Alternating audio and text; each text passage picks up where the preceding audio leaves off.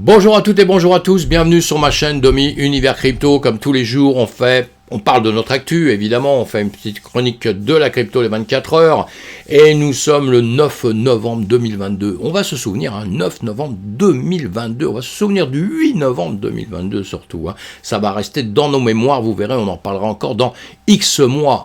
Pourquoi, petite guerre Binance FTX se casse la gueule, et pas à cause de Binance, à cause de FTX, à cause de son FTT, à cause de ses problèmes internes, à cause d'une mauvaise gestion, à cause de plein de choses comme ça, évidemment, on est bien d'accord, et Binance profite pour le racheter. Donc on va parler un peu de ça, on va parler aussi, j'ai mis à la une ExaMarket, c'est une marketplace de NFT, et qui démarre, française, donc voilà, je ne suis pas payé par eux ni quoi que ce soit pour faire ceci, mais je vais en parler un tout petit peu par la suite, quelques secondes, vous la présenter pour que vous alliez voir ça de vous-même, mes amis. Allez, on commence toujours par la guerre en Ukraine, vous savez, j'en parle tout le temps parce que j'ai une pensée pour les morts, j'ai une pensée pour les familles qui souffrent surtout, parce que quand on est mort, mais les familles qui souffrent, ça va être toute leur vie à cause d'États qui se battent, de mondes qui se détestent, de profits surtout, des profits commerciaux dans le monde, voilà les guerres, pourquoi il y a des guerres.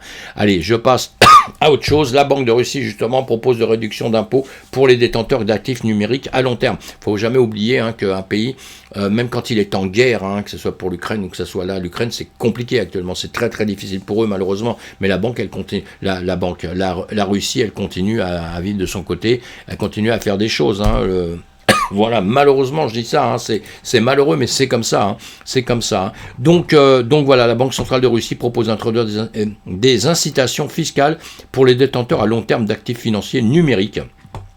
Voilà une idée qui a été diffusée avec un document de consultation publié pour des débats publics sur le développement du marché des actifs numériques dans la Fédération de Russie. On a compris maintenant, on sait que les Russes sont très impliqués dans la crypto-monnaie. On verra comment tout ça va se développer. Sinon, en ce moment, de l'autre côté, aux USA, en direct, on a le midterm 2022. La course au contrôle du Sénat reste très serrée. On parle des républicains qui peut-être remporteraient tout ça. On va voir ça plus tard. C'est intéressant de se porter un petit peu des connaissances là-dessus. Pourquoi ? Parce que ça va jouer un petit peu sur le marché. Peut-être qu'on va avoir un marché un peu plus volatile. Peut-être qu'on va avoir un marché qui va remonter et ça nous ferait du bien actuellement dans une tendance baissière et même une tendance catastrophique pour la crypto, on en reparle plus loin.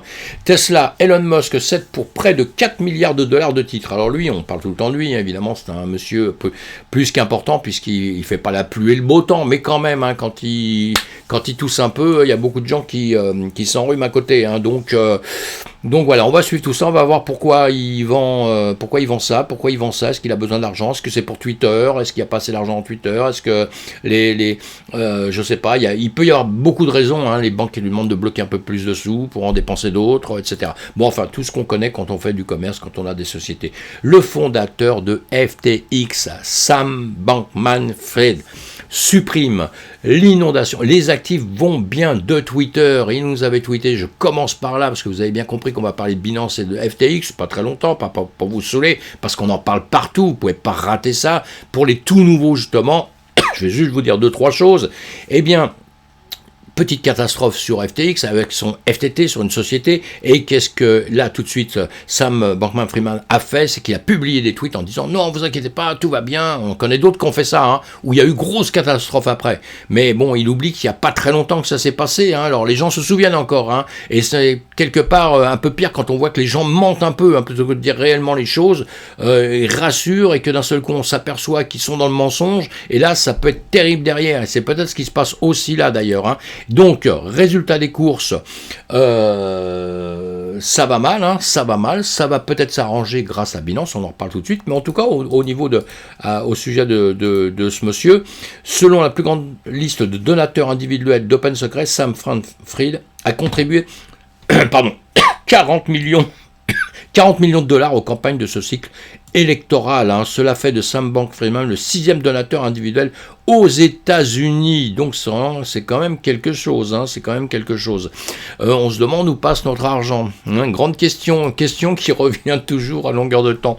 Mais où passe notre argent? Surtout quand la société elle en perd des tonnes juste à côté. Mais enfin bon, il a de l'argent personnel aussi. D'ailleurs, en argent personnel, je crois qu'il est passé de 15 milliards à 1 milliard. Donc vous voyez, la chute est dure. Mais bon, il doit encore avoir un peu de sous pour s'acheter des sandwichs, j'espère pour lui. C'est quand même, je plaisante avec tout ça, mais c'est pas très drôle parce que ça fait du mal à notre écosystème.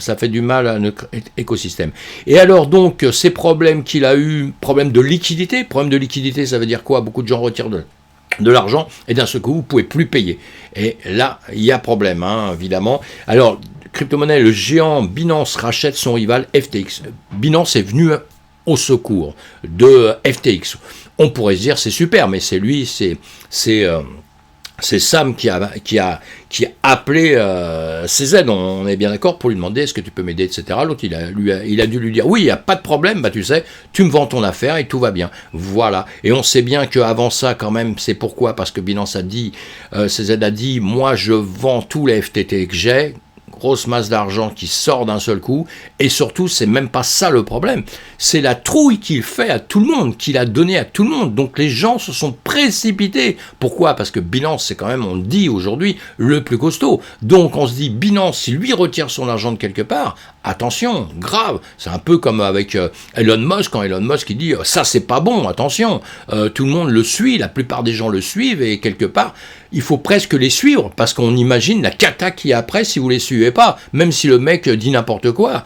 Vous voyez, c'est un peu ça. Et bien là, on se situe dans la même chose. Donc lui, il veut vendre ses FTT, les FTT, tout ça, ça s'écroule, plus de liquidation, on peut plus tout vendre. Maximum de gens se mettent à vendre. Donc grosse catastrophe, tout ça, ça s'effondre. C'est normal, c'est comme ça que ça se passe. Ça s'est toujours passé comme ça et ça se passera toujours comme ça. Et lui, Binance, eh bien, il rachète. Voilà. Et là, le journal du coin nous dit quoi? Champagne Sao et Binance sortent grandis de l'épisode FTX, et pas que financièrement. Eh ben d'accord, la poussière retombe après une journée historique. Tout est accéléré hier en fin d'après-midi, heure de Paris. Une succession de tweets de la part de CZ et de SB fait enflammer la toile. Les réseaux sociaux, les marchés et les rédactions de la presse spécialisée. Tout le monde en a parlé, on ne parle que ça. On dort nos rêves, à mon avis. Les rêves dans la crypto, c'est ça. CZ, Sam, Binance, FTX, FTT, vous voyez ce que je veux dire? Allez, devant les yeux ébahis du monde entier, FTX est passé sous la bannière de Binance en quelques minutes. Alors ça, c'est incroyable. Alors bien sûr, il faut relativiser un peu, car il s'agit seulement d'une lettre d'intention non contraignante, soumise à un examen complet des comptes de la société. En attendant, de multiples acteurs prennent la parole ce matin, et CZ, dans son dernier tweet, se veut constructif. Bon, écoutez, on va suivre tout ça en tout cas. Pour l'instant, nous, ce qui nous intéresse, c'est quoi, en règle générale, comme moi qui suis trader, amoureux des cryptos, etc., eh bien, nous, on regarde des graphiques, on va le regarder en 2 secondes par la suite, parce que ça, la vérité, elle est là, parce que quand vous pouvez plus retirer votre argent de quelque part, donc il y en a plein, sûrement, qu'on a peut-être même perdu. Donc, on va voir comment tout ça, ça va s'enchevêtrer, et on va voir, et le plus fort, c'est quand même Binance, là, il est champion du monde, je trouve, CZ est champion du monde. Binance alimente son fonds d'urgence à hauteur de 1 milliard de dollars, vous voyez, ça, autre nouvelle, c'est ce matin, Cryptos qui nous dit ça, alors que les marchés crypto ont réagi très négativement à l'affaire FTX, son futur acquéreur Binance en profite pour pousser son avantage, évidemment. La plateforme vient en effet d'annoncer qu'elle dédierait désormais 1 milliard de dollars pour les circonstances exceptionnelles. Ça veut dire, en gros, je vous protège, venez chez moi, votre argent est protégé. Pourquoi? Parce que moi j'ai beaucoup d'argent de côté, s'il arrive le moindre pépin, un nuage qui ne devait pas passer là et qui se met à grêler des gros longs gars comme ça et que ça vous explose votre portefeuille, eh bien moi je serai là pour vous protéger, en gros ça veut dire ça. Allez, on avance un petit peu, on sait que c'est la guéguerre entre les deux. Robinhood en baisse de 20% après que Binance a annoncé l'acquisition de FTX, évidemment il avait du FTX, tout ça pour vous dire simplement, vous allez lire ces articles, hein, Decrypt c'est super bien, le cours de l'action Robinhood coté en bourse a baissé de 20% à environ 9,74 $ suite à l'annonce que Binance va acquérir FTX, évidemment, de Sam Bankman-Fried, qui a pris une participation de 7,6% dans la plateforme de trading populaire en mai. Évidemment, à un moment donné, FTX, personne ne pouvait penser qu'il arriverait ce truc-là. Donc ceux qui sont rentrés dedans trinquent aussi aujourd'hui, hein, ceux qui ont des parts, etc., etc. On l'a bien compris. Hein. Donc voilà, allez, pardon. On avance. Les marchés de la crypto saignent 130 milliards de dollars en 12 heures, alors que la contagion se poursuit. Et évidemment, on a compris, c'est contagieux. On chope des boutons, on chope surtout des portefeuilles vides. Hein, c'est le vidage de portefeuille de crypto-monnaie. Et donc, voilà, allez, on avance, on va pas lire ça plus, c'est pas la peine, mais en tout cas, allez voir, vous, hein, c'est toujours des articles qui sont bien faits. Le marché de la crypto saigne 100 milliards de dollars suite au drame des FTX. Vous voyez, tout le monde va lire ça, tout le monde, on va avoir des news partout là-dessus, ça va durer quelques jours. Et puis, ce qu'il y a de super bien, c'est qu'on va oublier, mes amis, on va oublier. On mettra ça de côté à un moment donné. Même ceux qui perdent beaucoup, bah, ils finissent par oublier parce qu'on est obligé. Et puis on est conçu comme ça, on est fabriqué comme ça. C'est ça la force. Il faut toujours être positif. Sinon, c'est difficile. Prévision du prix FTT. Le jeton FTX plante à 70%. Une spirale de la mort commence. Commence-t-elle maintenant? Évidemment qu'on peut se poser une tonne de questions comme ça. Tout le monde se la pose. Est-ce qu'on va revenir? Est-ce que justement, avec ce qui va se passer avec Binance, il va y avoir peut-être un rebond par la suite? On va voir comment tout ça va être géré. Hein. Tout ça, comment ça va être géré. Et pour l'instant, ben, on ne peut pas dire grand-chose. On est juste comment dire... j'allais dire spectateurs, non, parce que ceux qui ont vraiment misé sur celui-ci, qu'on avait beaucoup, ils sont plus spectateurs, ils sont acteurs, et eux ils pleurent. Les spectateurs, ça nous permet d'apprendre encore plus. Je continue à dire ça depuis des mois, depuis que j'ai fait mes vidéos. Nous sommes dans un cas de crise. Dès qu'on est passé en bear market, un bear market, c'est grave. Et avec que des soucis qui se greffent les uns derrière les autres. Souvent, les gens ne comprennent pas bien ça. Et c'est pour ça, je répète tout le temps, je dis, soyez prudents, faites attention à ce que vous faites et apprenez pour comprendre les situations. Tant que vous ne comprenez pas les situations, il faut rester tranquille parce que sinon, vous allez souffrir. Le fondateur de Cardano affirme que l'effondrement de FTX pourrait être l'une des dernières crises de la crypto. Vous voyez, ça, pour moi, grosse connerie. Grosse connerie. Comment on peut affirmer un truc comme ça? Alors bon, bah, c'est un article, on est bien d'accord, etc. Finbold qui dit ça, voilà. Mais le fondateur de Cardano, Charles Hoskinson, a réagi à l'effondrement de l'échange de crypto-monnaie FTX, suggérant que l'incident pourrait être l'une des dernières crises à frapper l'espace des actifs numériques. Moi, je pensais que c'était l'UST. Je pensais qu'après l'UST, là, ça y est, on avait compris qu'il fallait faire attention, que ceci, que cela, que machin. Et non, il y aura d'autres crises. Et dire que ce sera la dernière, non, alors ça, c'est la dernière des bêtises au monde. Les crises seront différentes, parce qu'elles sont toujours différentes. Mais les crises existent toujours. Sinon, ça veut dire qu'on vivrait dans un monde de petits nounours, tout ça, quoi. Vous voyez, c'est pas possible. Hein. C'est pas possible. Selon Hoskinson, il dit des incidents similaires à la situation FTX deviennent complexes, étant donné qu'ils ont des effets d'entraînement sur d'autres secteurs, bah oui. Mais il a noté que le cycle pourrait toucher à sa fin, et il a déclaré lors d'un web diffusion le 9 novembre, voilà, Hoskinson a ajouté que l'implication de l'effondrement reflèterait probablement les événements du marché qui ont suivi le crash de l'écosystème Terra, qui a entraîné des effets en cascade, bah oui, bon, tout ça on le sait, allez, si c'est pour parler pour rien dire, faut rien dire. Prévision du prix du Bitcoin, le commerçant de la crypto déclare, je vous ai mis ça juste après, c'est juste drôle, c'est pas pour taper sur quelqu'un, hein, mais effectivement, il y a un youtubeur qui avait dit, ouais, vous pouvez y aller, maintenant c'est reparti, mais il y en a plein qui ont dit ça. Il y en a plein qui ont dit, allez, vous pouvez y aller, à un moment donné, il y a quelques jours hein, de ça, hein, vous pouvez y aller, c'est bon, ça y est, on voit le jour, on voit machin, bah non, on peut toujours le souhaiter, ça veut dire qu'on le met toujours dans nos cas de figure, et comme je vous ai dit, et que je vous répète, et je répéterai tout le temps, nos cas de figure, c'est on va partir à la hausse, on va baisser, ou on va aller tout droit, jour par jour, heure par heure, hein. Et puis après, quand on fait du long terme, on s'en fout, parce que si c'est pendant 5 ans vos histoires, voyez ça autrement, hein. Mais il faut faire attention avant, c'est pour ça que je dis ça, il faut faire attention avant d'inciter les gens à rentrer vraiment dans quelque chose. Il faut bien les driver. Hein. Alors, Budget, qu'est-ce qu'il nous fait, Budget? Allez, on va le mettre en français, ça va être mieux. BJF innove dans le trading social dans la nouvelle fonction, stratégie Plaza. Voilà, BJF c'est pas mal. BJF, allez voir si vous connaissez pas cette plateforme et tout. Allez voir. Allez, c'est des petites annonces que je vous donne juste comme ça. Et maintenant, comme je vous ai dit à la une aujourd'hui, Exa Market, eh bien, vous allez retrouver sur YouTube une entreprise qui démarre, une plateforme, une marketplace de NFT qui démarre, vous voyez, 5 abonnés. Bon, alors YouTube, il est un peu faible, plus faible que moi. Pour une fois, je trouve quelqu'un qui a moins d'abonnés que moi. Mais je pense qu'ils vont vite exploser.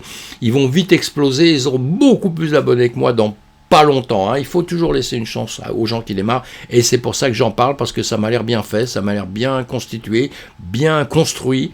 Donc ça, c'est très important. Et donc, vous allez dessus. Ils ont évidemment un site internet que vous retrouvez.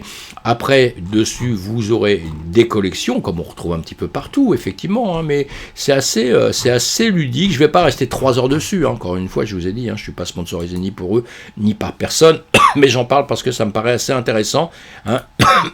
Là, vous pouvez explorer donc beaucoup de NFT déjà en place. C'est une société qui démarre, donc elle va grossir. Vous pourrez acheter et vendre, évidemment, tout ce qui est possible, inimaginable, en NFT. Voilà, vous allez trouver beaucoup d'indications dessus. C'est ce que j'ai trouvé assez sympa. Vous voyez, quand vous faites la ressource, tout ça, vous allez chercher un petit peu sur eux, tout ce qui peut être dit. Moi, ça m'intéresse toujours, ça, de savoir un peu pourquoi elle est là, pourquoi cette société est là. Elle vous explique tout ça. Je le fais très rapidement, parce qu'on ne va pas rester dessus.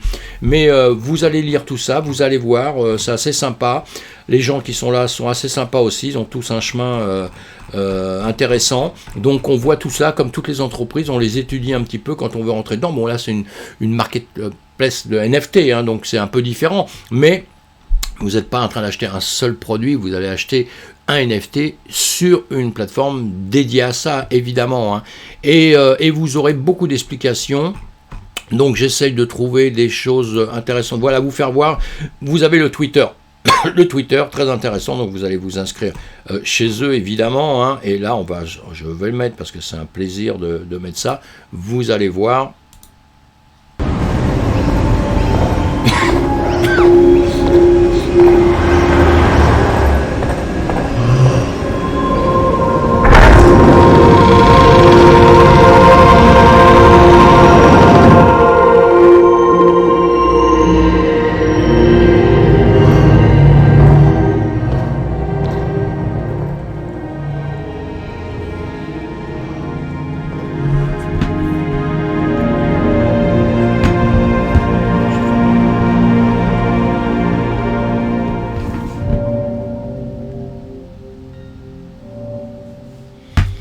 Voilà mes amis, voilà, vous allez les retrouver, justement, vous les retrouvez sur Twitter, vous allez regarder, vous allez vous intéresser. Je pense que c'est quelque chose qui va bien marcher, et aussi vous pourrez retrouver, je vais vous mettre le lien là, c'est une entreprise qui a été vérifiée, et donc ça c'est très très bien aussi, ça vous donne un peu plus d'indications, etc. Bon, encore une fois, je reste pas plus longtemps dessus, mais à noter, vous savez que régulièrement je vous donne, pas beaucoup d'entreprises, je crois que c'est la première que je vous montre là-dessus, je vous donne des petites cryptos de temps en temps, je vous mets sur un chemin, après c'est vous qui faites ce que vous voulez dessus, évidemment, mais ça me paraît bien intéressant, assez ludique, facile d'emploi, voilà, assez friendly, donc ça c'est sympa, c'est bien. Allez, on avance un petit peu plus, on va aller voir quoi, ça c'est la même société, c'est la même chose, vous les faites voir, voici, voilà.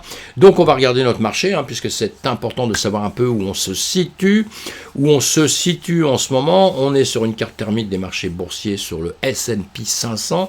Le S&P 500, eh bien on voit bien qu'il y a un marché qui est en train de se poser des questions un petit peu dans l'ensemble, avec du rouge, quand même un petit peu de vert, avec du rouge pour les importants. Vous voyez Tesla, 2,93, Amazon perd aussi. Les autres ne sont pas en super forme non plus, et on va attendre les élections, comme on l'a dit, le mi-mandat, ça c'est très important, et on verra comment ça va bouger justement juste après. Au niveau des crypto-monnaies, on a compris, on est dans le rouge, là c'est la misère, et là on va regarder, alors moi ça me fait plaisir, pour une fois je suis vachement content, on a le BTC1 en bas, on a le S&P 500 en haut. Depuis longtemps, je vous dis, mes amis, je vous dis, vous savez, c'est extraordinaire. On va un jour se décorréler du marché traditionnel. On va un jour faire notre business nous-mêmes. On va être les maîtres dans la DeFi. On ne sera pas toujours en train de se dire faut suivre ceux qui existent depuis longtemps, qui sont déjà puissants et tout ça. Donc on va faire notre business nous-mêmes. Donc on va se décorréler. Eh bien, on a réussi. Alors, on devrait être vachement content.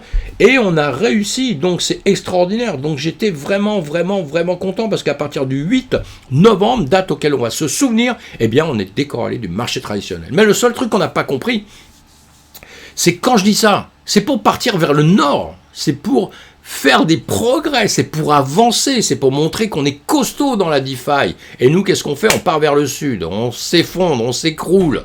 C'est pas sérieux ça, mes amis, je plaisante, hein, mais c'est pas sérieux. Il va falloir que la DeFi arrive à prouver à un moment donné que nous sommes un monde sérieux, avec des gens sérieux, avec des entreprises sérieuses et solides. Voilà, parce que pour l'instant, notre problème c'est quoi? On n'a pas confiance en nous, on a des régulateurs sur le dos, on a des gens qui veulent carrément que la DeFi disparaisse, que ce système disparaisse, et nous on fait des conneries. Donc ça, c'est un peu chiant, quoi. C'est un petit peu dur à avaler, mais on va se reprendre. Je suis sûr que tout ça va se reprendre. Et si, encore une fois, je le dis à longueur de temps, si on arrive à passer cette période, comme on dit, hein, cette période, et ben je pense qu'on va aller, on va avancer, on ira loin, mes amis. Hein. On va regarder en 2 secondes là l'ETH, le BTC, l'ETH, BTC à gauche, l'ETH à droite, comme on fait toujours. Et là, d'habitude, je vous dis, voilà, on a un plus bas de 17 500, on a un plus haut à 25 000 sur le BTC. L'ETH, on a un 850 et un 2000, un plus haut, et on travaille entre ça. Et là, on vient avec la dernière bougie, donc, on vient s'écrouler vers le bas.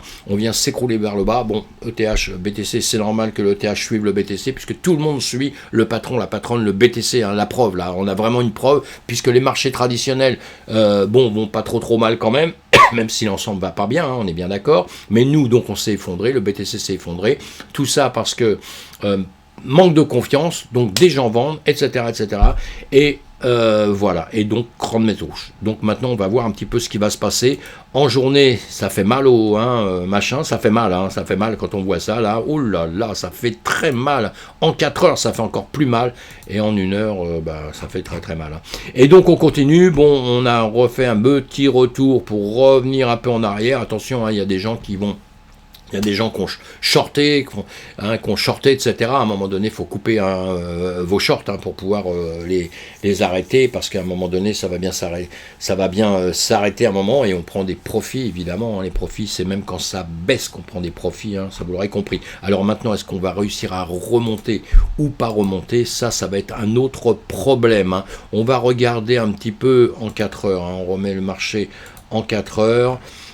Donc c'est vrai que ça fait vraiment mal, hein, ça. Mais bon, allez, en juin on était là, on a réussi à faire un plus bas, un peu plus bas que celui qu'on avait malheureusement. Hein. On avait un plus bas là, et bien on a réussi quand même, on est champion du monde, on a réussi à faire un peu plus bas.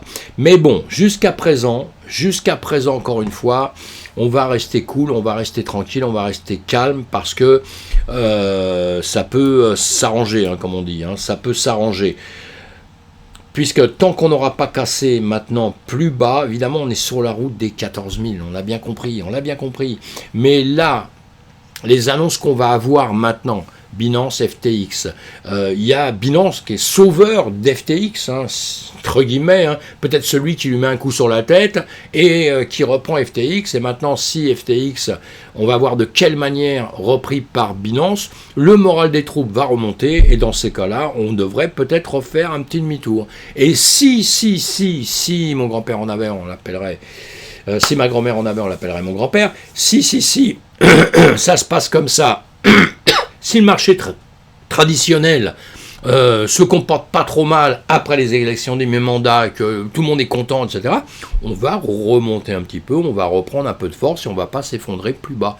Maintenant, si on cumule des catastrophes à longueur de temps encore dans les jours à venir, eh bien, on va aller chercher un peu plus bas vers les 16 000, 15 000, tout ça.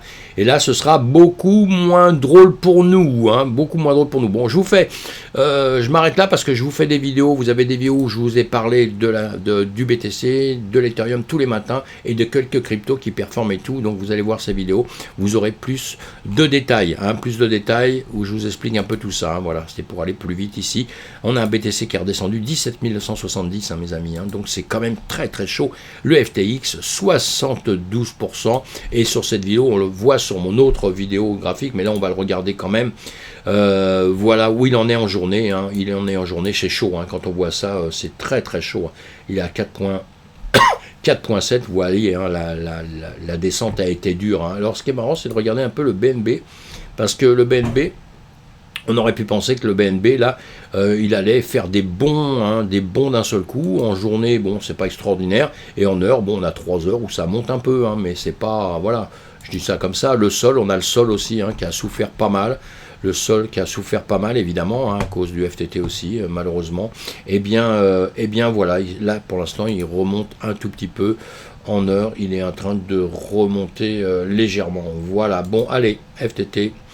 Voilà le FTT en 1 heure. Bon, rien à dire d'autre, on repart, on arrête notre vidéo. J'espère que ça se passe bien pour vous, que vous ne souffrez pas trop à cause du FTT. Après, l'UST, le Celsius, et puis il y en aura d'autres, hein. Je dois en oublier, parce qu'au bout d'un temps, on s'en souviendra même plus, hein, comme je vous dis, hein. Allez, pensez à vous abonner, pensez à me retrouver. Justement, quand vous êtes abonné, vous avez, on reste en contact, hein, ça veut dire que quand une vidéo sort, vous êtes au courant, c'est pour ça qu'on s'abonne, hein, et puis on clique sur le pouce si on aime bien ce que les gens font, et sinon, c'est pas grave, l'important, pardon, l'important c'est de participer, mes amis, alors vous êtes les bienvenus, et prenez soin de vous, surtout, prenez soin de vous, c'est ça la chose la plus importante au monde.